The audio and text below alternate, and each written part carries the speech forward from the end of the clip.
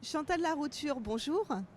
Vous êtes chef de projet au sein du bureau d'études ADRE et vous êtes également la présidente d'Envirobat BDM. Merci d'être là. Alors quel est l'intérêt pour votre association d'organiser ce type d'événement? L'intérêt, c'est tout d'abord de faire connaître notre association, mais c'est surtout le sujet. Bâti-Frais, il est vraiment un sujet important pour nous parce qu'il amène la notion de confort d'été dans la réflexion de construire durable, qui est quelque chose qui est peu ou moins défendu à l'échelle nationale et qui est un point essentiel, et notamment au climat méditerranéen, et plus particulièrement en ces périodes de canicule où on voit justement que les températures intérieures et extérieures ont des liens et que justement construire différemment, éviter la technique, on le voit bien aujourd'hui où elle nous fait défaut et où la climatisation est absente et on n'a pas d'autres systèmes plutôt passifs qui viennent justement nous amener un peu d'air frais ou en tous les cas d'abaissement de température. Je pense aussi que c'est important ce sujet parce qu'on veut aujourd'hui être dans des lieux qui sont aseptisés, régulés et qu'on soit à 21 degrés tout le long de l'année. Je pense que ce n'est pas possible et notamment justement si on veut un lieu durable et une planète qui survive à la pression aujourd'hui qu'il y a au niveau des villes mais aussi au niveau planétaire. Le choix du thème de cette édition, c'est le végétal. Pourquoi ce choix et quels exemples vous avez pu présenter? Est-ce que c'est intéressant justement cette notion de végétal même en milieu très urbain? Et le végétal, je pense qu'il est essentiel.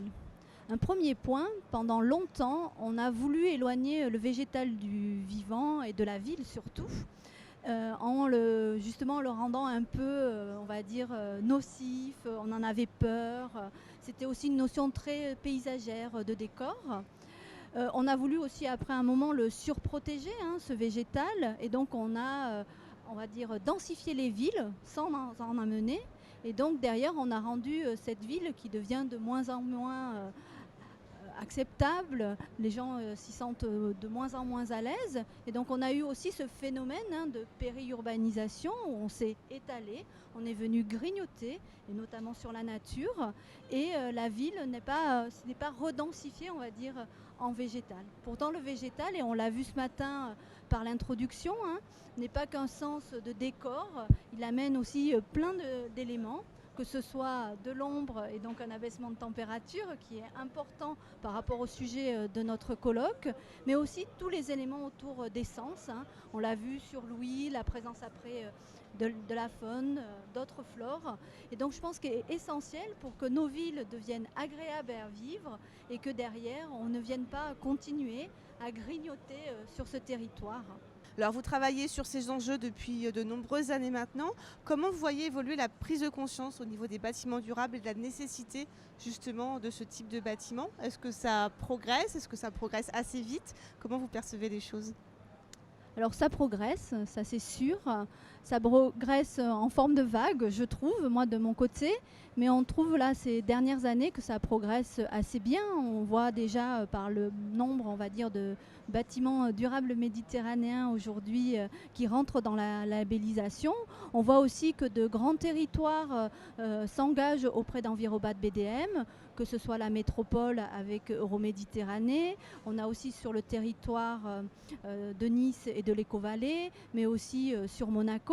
Et donc on voit aussi cette prise de conscience et justement cette volonté, en tous les cas, de mettre du durable à l'échelle du bâtiment, mais aussi à l'échelle du quartier, et qui seront essentiels pour nos villes de demain.